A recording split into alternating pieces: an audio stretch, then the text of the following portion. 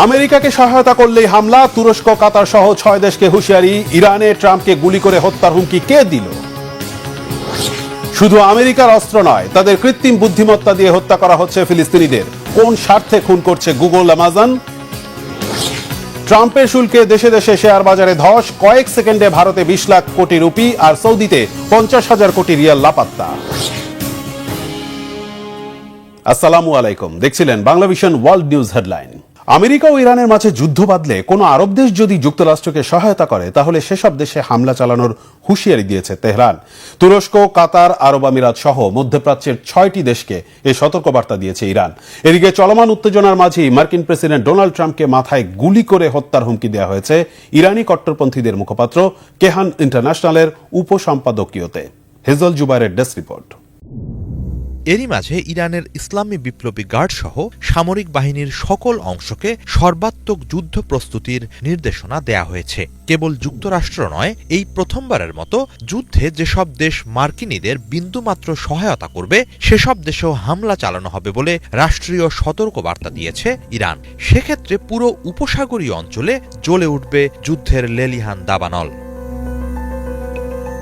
নাম প্রকাশ না করার শর্তে ইরানের সামরিক বাহিনীর জ্যেষ্ঠ কর্মকর্তার বরাত দিয়ে রয়টার্স জানিয়েছে, প্রতিবেশী ও আঞ্চলিক 6টি দেশকে আনুষ্ঠানিক সতর্কবার্তা জানিয়ে বলা হয়েছে, কোনোভাবেই যেন ইরানে হামলার জন্য যুক্তরাষ্ট্রকে তাদের ভূখণ্ড ব্যবহার করতে দেয়া না হয়। এমনকি সেসব দেশের আকাশপথও ব্যবহার করার সুযোগ দেয়া চলবে না। তেমনটি হলে ওই সব দেশকে শত্রুপক্ষ বিবেচনা করে পাল্টা হামলা চালাবে ইরান। সতর্কবার্তা পাওয়া দেশগুলো হল তুরস্ক, কাতার, সংযুক্ত আরব আমিরাত, ইরাক, বাহরাইন ও কুয়েত। এরই মাঝে কুয়েত ইরানে হামলার প্রশ্নে যুক্তরাষ্ট্রকে সহায়তা না করার প্রতিশ্রুতি দিয়েছে বলে জানিয়েছে ইরানের বিভিন্ন গণমাধ্যম। তবে তুরস্ক জানিয়েছে, ইরানের কাছ থেকে কোনো সতর্কবার্তার ব্যাপারে তারা ওয়াকিবহাল নয়। এর আগে আন্তর্জাতিক গণমাধ্যম মিডল ইস্ট আই জানায়, ইরানে হামলার জন্য সৌদি আরব সহ উপসাগরীয় অঞ্চলের দেশগুলোর আকাশসীমা ব্যবহার করতে পারবে না মার্কিন বাহিনী। এ ব্যাপারে নিষেধাজ্ঞা দিয়েছে এসব দেশ। বিশ্লেষকরা বলছেন, নিঃসন্দেহে নিজেদের সুরক্ষার প্রশ্নে সর্বাত্মক চেষ্টা চালাবে ইরান। সে প্রেক্ষাপটে প্রতিবেশী কোনো দেশ শত্রুভাবাপন্ন আচরণ করলে বা মার্কিনীদের সহায়তা করলে ইরান স্বাভাবিকভাবেই চূড়ান্ত বদলা নিতে চাইবে। তেমনটি হলে কেবল যুক্তরাষ্ট্র বনাম ইরান নয়, আরও অনেক দেশ এই যুদ্ধে জড়িয়ে পড়ার ঘোরতর আশঙ্কা রয়েছে।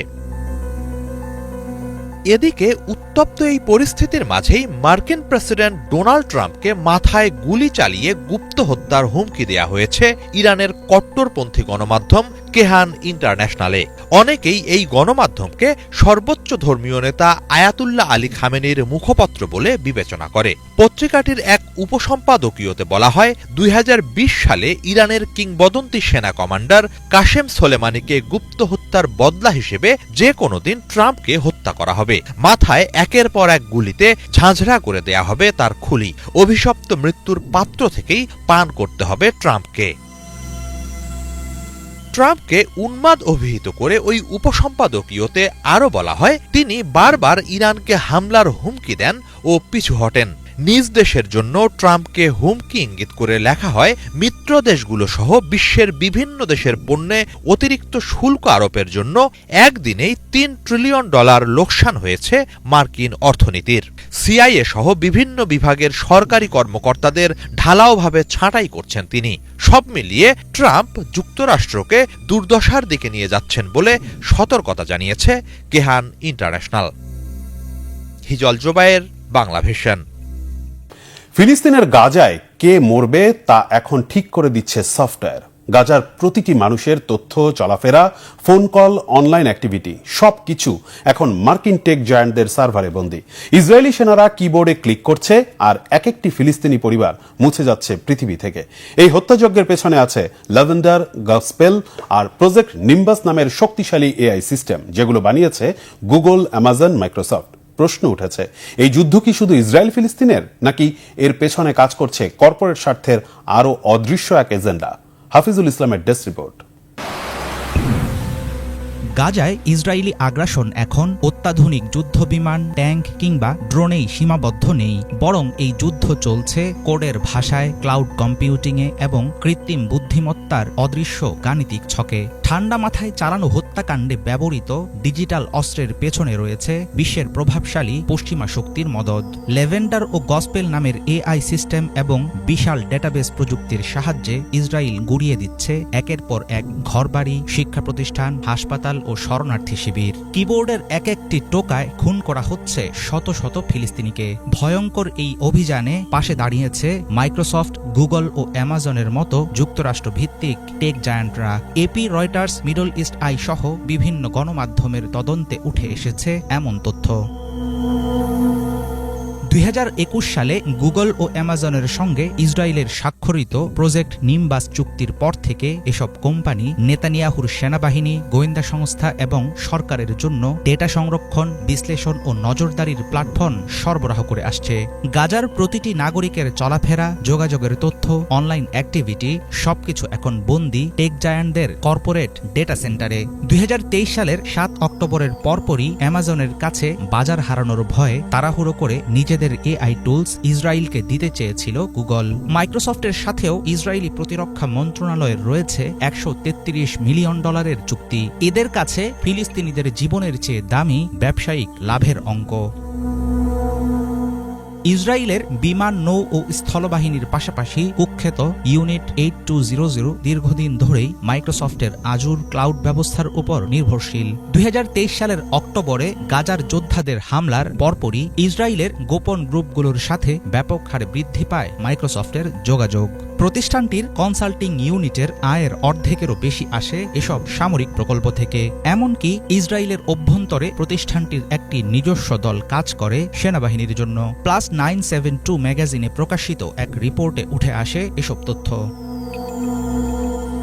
অত্যাধুনিক প্রযুক্তি দিয়ে কিভাবে একটি গোটা জনগোষ্ঠীকে ধ্বংস করা যায় তার নমুনা দেখাচ্ছেন ইসরায়েলের প্রধানমন্ত্রী বেনিয়ামিন নেতানিয়াহু।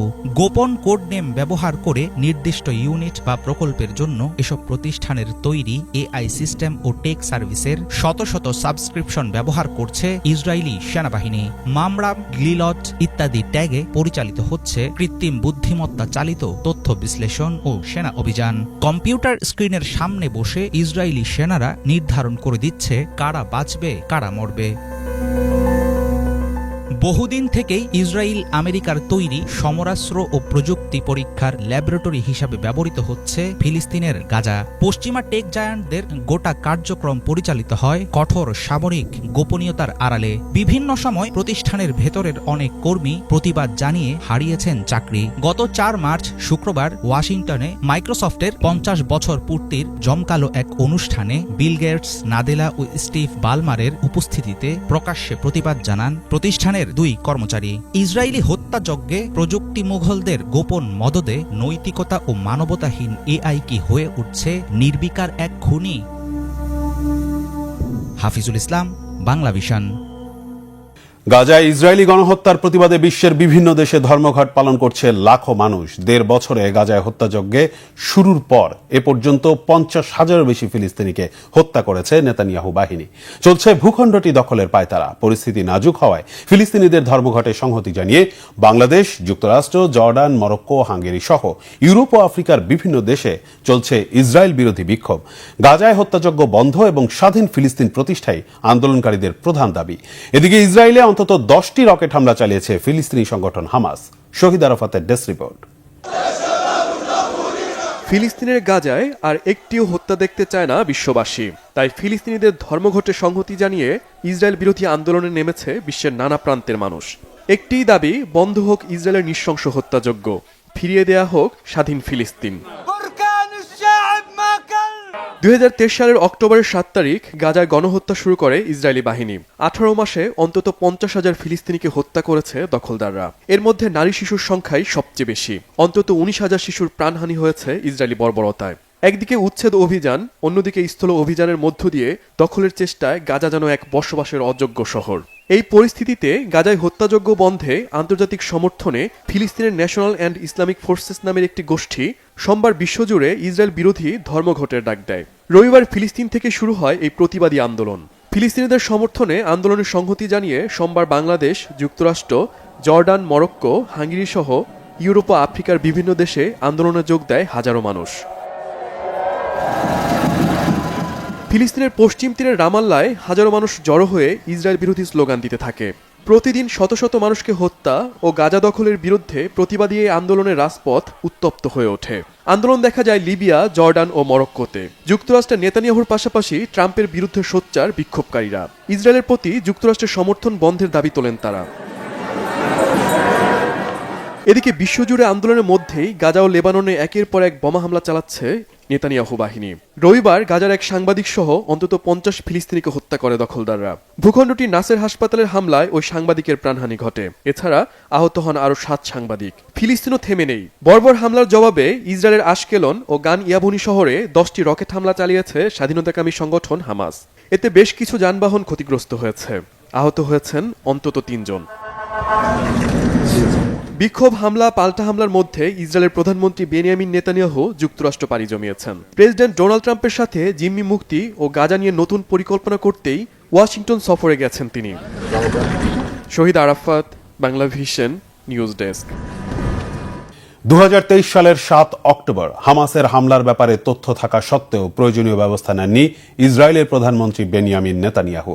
তার বিরুদ্ধে এমন ভয়ঙ্কর অভিযোগের তথ্য উঠে এসেছে খোদ ইসরায়েলের অভ্যন্তরীণ গোয়েন্দা সংস্থা সিনবেতের এক তদন্তে। তার বিরুদ্ধে হাজারো ফিলিস্তিনি হত্যার পাশাপাশি নিজ দেশের সেনা ও মানুষ খুনেরও অভিযোগ আনা হয়েছে। বিস্তারিত মীর ফজলে রাব্বির ডেস্ক রিপোর্টে। ইসরায়েলের গণহত্যাকারী প্রধানমন্ত্রী বেনিয়ামিন নেতানিয়াহুর নামের সঙ্গে জড়িয়ে আছে নানা অভিযোগ।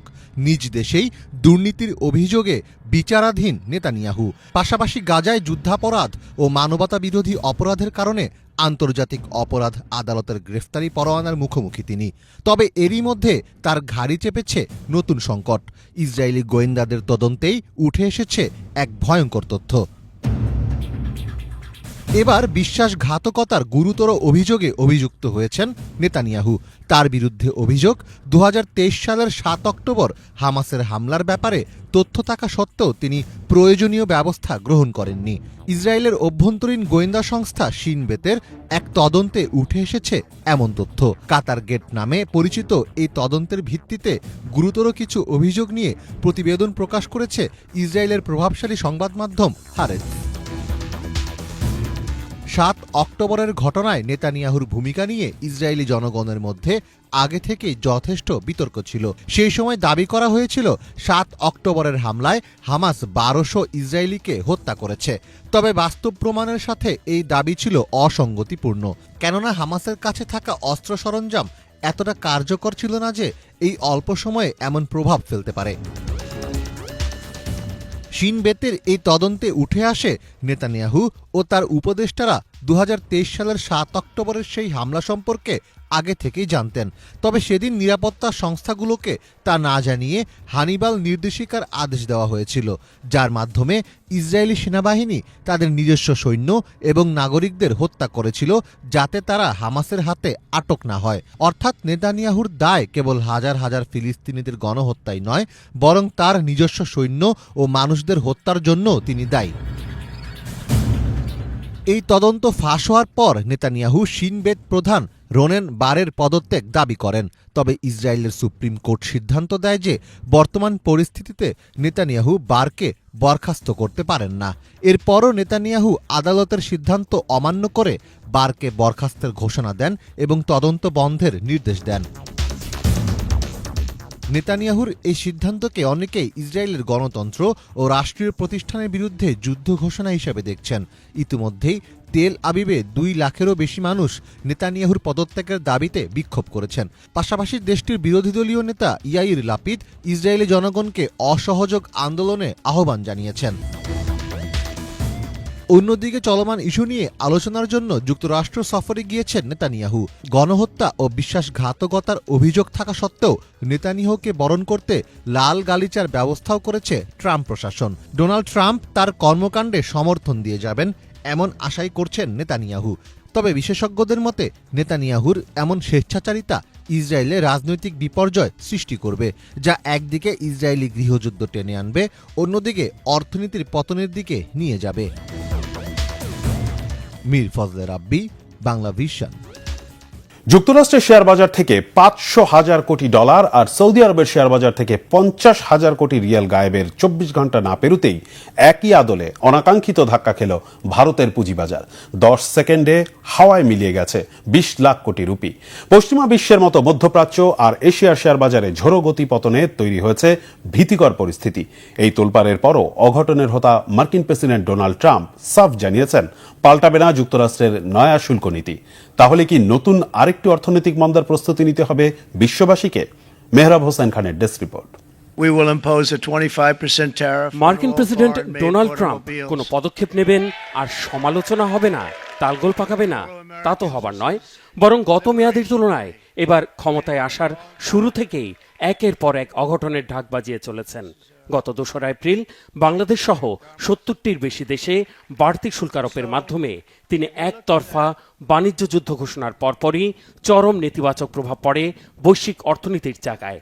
পড়তির রেকর্ড গড়ে পুঁজিবাজারের অতলমুখী যাত্রা থামার লক্ষণ নেই। মাথায় হাত পড়েছে বিনিয়োগকারীদের, সব হারিয়ে কারো আবার পথে বসার জোগাড়।